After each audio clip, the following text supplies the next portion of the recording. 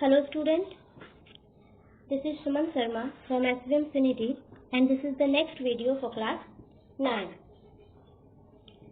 In this video, we will study about the graphical representation of motion.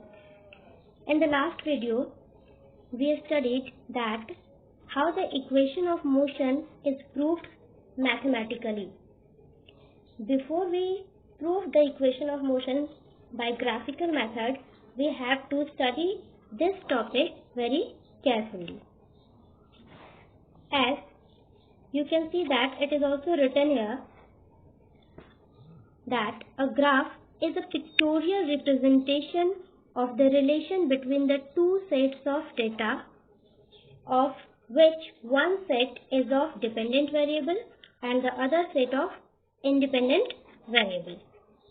Here, students, we know that when the two sets of data represents in a pictorial form, using graphical or using graph is called graphical representation of data, or here we are using the graphical representation of motion. To describe the motion of an object, we can use generally the line graph. And the line graph shows the dependence of one physical quantity, such as we know that the distance, speed, velocity all are function of time. So, if we consider the distance as the function of time, then we have to represent the distance time graph. Then we have two quantities. First is the distance and second is the time. Then one quantity is represented on x-axis and the other quantity is represented on y-axis. And we know that just like this, it is quadrant.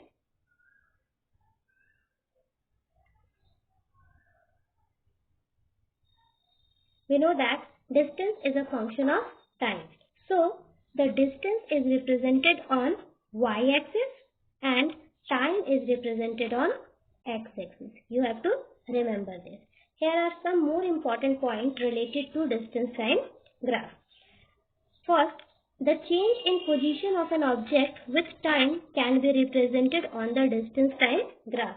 Firstly, we know that the change in the position of an object with time is said to be in motion, and that motion is represented on the distance time graph. Second, in this graph, time is taken along x-axis and distance is taken along y-axis. You have just seen that distance is a function of time. That's why distance is taken along y-axis and time is taken along x-axis. Third, distance time graph of a moving body can be used to calculate the speed of the body. Students, we know the formula that speed of an object can be calculated as distance by time taken.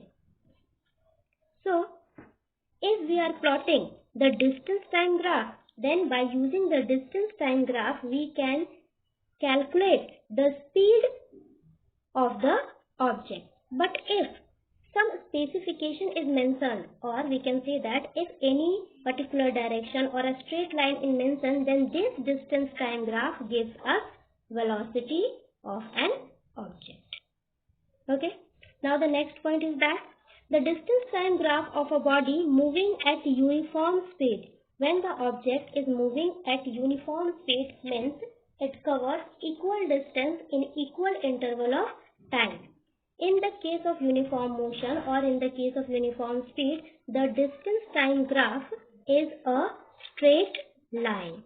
But if the object is moving with a non-uniform speed, then its graph is a curved line, as you will see in the next slide. Here, as you can see in the first case, first is distance time graph, and pay your attention that here this point is origin, and as the time passes but the object does not change its position. At this time the position of the object is this, which represents this point A, and After some time, the position of the object is still at the position A. After some time, the position of the object still at the position A. So the time passes, but the position of the object does not change. So we know that when the position of an object does not change with time, that means the object is at rest. So this graph indicates that the object is at rest or the stationary object. Now the second graph is that here the again distance time graph, and in this graph a line or a graph goes up in a constant diagonal direction. Okay, and it also indicates that the distance changes at the constant rate as the time passes. And as the distance changes at constant rate, that means the object covers equal distance in equal interval of time. So this graph represents uniform motion, or you can say that it also represents uniform speed. Okay, you have just seen in the previous slide, when the object moves with uniform speed, then the graph is a straight line passing through the origin. Okay, now here are the two graphs. These two graphs represents the non-uniform speed. Means when the object moves with non-uniform speed, then its graph is a curved line. So this is also a curved graph and this is also a curved graph. But what is the difference between the two graphs? In the first case, here the curved line gets gradually steeper, and this graph indicates that the more distance is being covered in a certain amount of time. It is a steeper graph and more distance is covered in a certain interval of time. And in this graph, the condition 2, that less distance is covered in a certain amount of time, and this graph just a level of graph. Okay, means less distance covered in the given or the certain amount of time, but both represents the non-uniform speed. So these are the four conditions by which we plot the graph of distance time. Now in the next slide, there is one more important point here. As you can see that here is again the distance time graph, but the topic is calculation of speed from the distance time graph. Now this graph represents the uniform speed.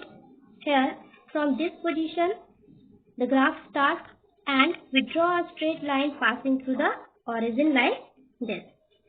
We consider that at a point A. Now from point A we draw a perpendicular on the time axis at point B, and again we draw a perpendicular AC on the distance axis. Now we have to calculate the speed. Now from the object starts to move from the origin. So when the object is at origin, then the distance represents this point, and when it travels or reaches to point A, then at point A the distance is represented by the point C. So the distance covered by the object is represented by the line OC. Okay, and now this OC must be equal to the perpendicular AB. Okay, now what is the time taken to cover this OC distance? The time taken is from the origin O to B. This is the time taken.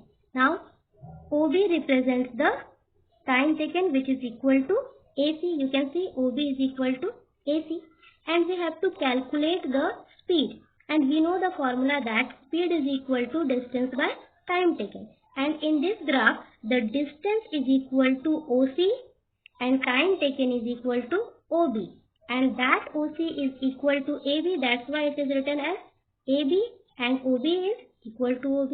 So from this graph the speed can be calculated by using the perpendicular AB by OB.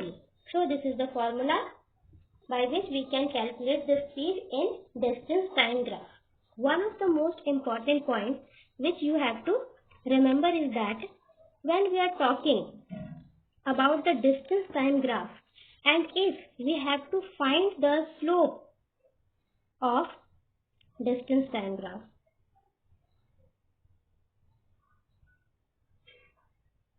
then slope of distance time graph means we are finding its speed, or in a specifically velocity. So you have to remember that in a distance time graph, the slope of distance time graph gives us its speed.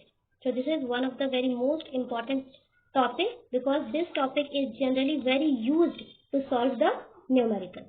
Now in the next slide,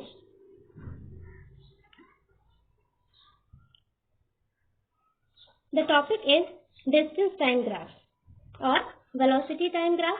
Here, the variation in velocity with time of an object moving in a straight line can be represented by the velocity time graph. We know that when there is variation in velocity with time along a straight line, then that graph is represented on a velocity time graph.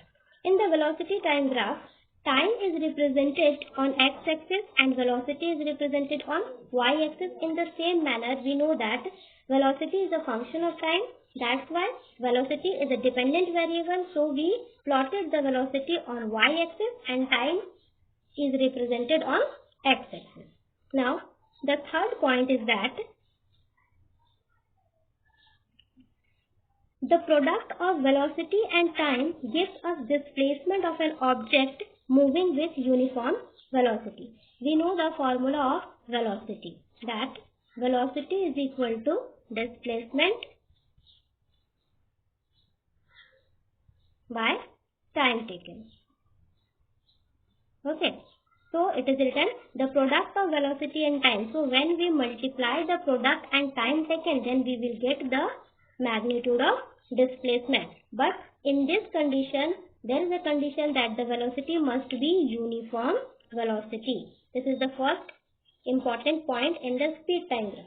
Now the one of the most important point is that the area enclosed by the velocity time graph and the time axis will be equal to the magnitude of the displacement.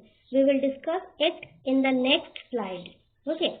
Now here the first case, speed of the graph when the speed remains constant. Speed time graph when the speed remains constant. As you can see that it is speed time axis and this is origin. And here from the origin the time passes but its speed does not change. Means after some time t1, we notice that the speed is, suppose this speed is v. After some time t2, it does not change its speed, again its speed is v. So the time passes but the speed does not change. So this is the graph for the constant speed, or we can say that in the constant speed condition the acceleration is 0. You already know how to solve this, that the acceleration is 0. Okay, and in the same way, in the previous slide we have just seen that the slope of distance time graph gives us speed. In the similar way, the slope of speed time graph or the slope of velocity time graph gives us acceleration. That's why it is written the zero slope, that is constant speed and no acceleration. Okay. Now in the next slide, it is very important topic actually.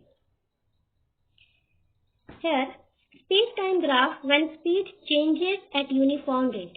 Students, we know that when the velocity or the speed changes at uniform rate, that means it explains the acceleration. And when the changes of speed in uniform rate, that means it explains the uniform acceleration. So here you can see that the velocity time axis is given. This is the origin and the graph is a straight line passing through the origin. Now this straight line explains that this is a uniform acceleration graph.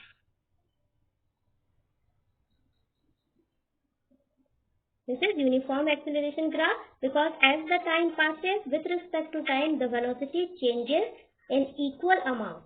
Okay, so this represents the graph of uniform acceleration. Now we know that the acceleration is equal to change in velocity by time taken. So this final velocity minus initial velocity by time taken, this is the formula for acceleration. Now we have to understand this. From this position, origin, its velocity is 0. Now when we draw a graph and reaches to the point P, now from the point P, we draw a perpendicular PR on the time axis and PQ on the velocity axis.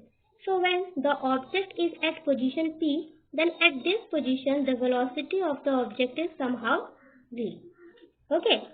So what is the change in the velocity? So this OQ represents the change in velocity, and this OQ must be equal to PR. Okay, that's why the change in velocity is written as PR, and the time taken in changing this velocity is OR. So the time taken is written as OR. So acceleration is equal to PR by OR. This is the required formula in the graph. Now this acceleration, which is equal to the slope of velocity time graph. Okay, remember I have just told you that when we find the slope of velocity time graph, then the slope of velocity time graph gives us acceleration, and this PR by OR represents the slope of velocity time graph. That's why this PR by OR is the acceleration of the graph. So we conclude that the slope of velocity time graph of moving body gives its acceleration. Now we have to find the distance traveled by the moving object. In the last slide you have just studied that the area covered, here as you can see, the area covered by the velocity time graph, this is the velocity time graph, and the time axis, and we are choosing the point P. So the area covered between the velocity time graph and the time axis is this. When we find the area of this shape represents a right angle triangle, and when we find the area of this triangle, then we will get the magnitude of displacement or the magnitude of distance traveled. So the area of the triangle is what? Half into base into height. Here the base is represents OR and height is represents PR. Okay, so this formula or this expression gives the magnitude of the displacement or the distance traveled. Okay, these are the important points related to this graph. Now the last point is that when the velocity of the body changes in an irregular manner, means at non-uniform rate, that means it represents the non-uniform acceleration, and when it is non-uniform acceleration, then the velocity time graph is a curved line. Okay, you will see in the next slide. Now this is one of the most important points here, that we know that students, when the speed of an object is constantly increasing, then that represents the positive acceleration. But when the speed of an object is constantly decreasing, then that represents the negative acceleration, or this negative acceleration is also known as retardation. As you can see in the graph that here the object start to decrease his speed or its speed from this position, and the speed is just decreases and comes to 0 after some interval of time. So this represents the negative slope, means the speed is just slowing down. This slowing down of the speed represents the retardation, but the speed is decreasing with uniform rate, and when the speed is decreasing with uniform rate, means the speed is decreases with equal amount in equal interval of time.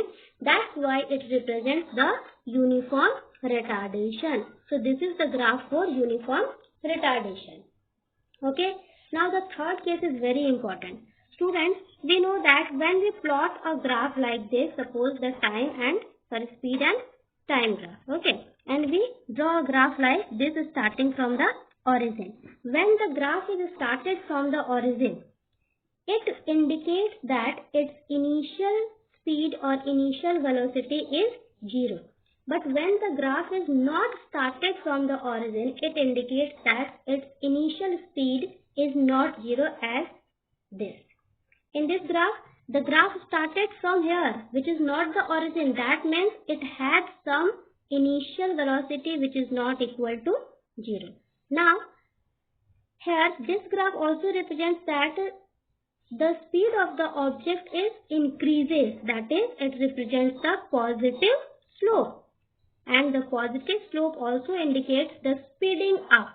Okay, so this is the condition of the speed time graph when the initial speed of the body is not 0. Just like this, the difference in this and this is only that in this case,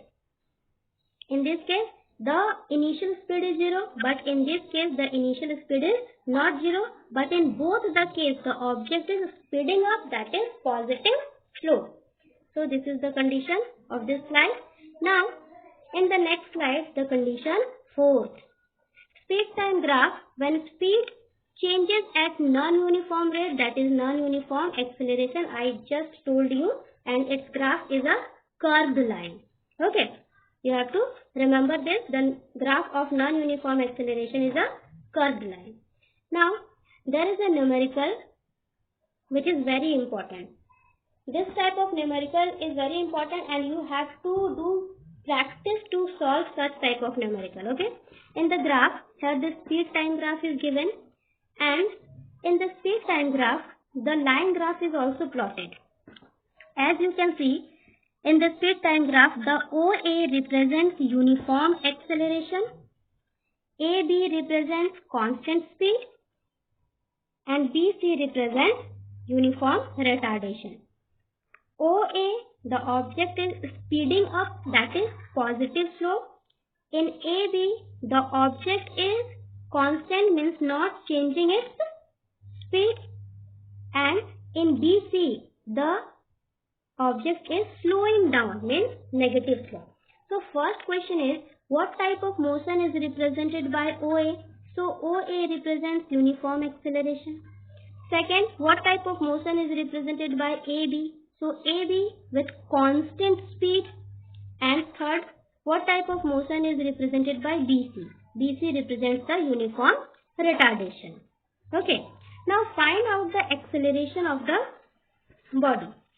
You have to understand that how to solve this question. Find out the acceleration of the body. Now we know that the positive acceleration represents this graph. So we have to find the acceleration, and the formula for acceleration is equal to final velocity minus initial velocity by time taken. Now the graph starts from the origin. Now at O, it starts its motion, so its initial velocity is 0 and it reaches to point A. So its final velocity is 6 meter per second. And the time taken is 4 seconds, that is t is equal to 4 seconds. So we have to solve this, that is 6 minus 0 by 4, that is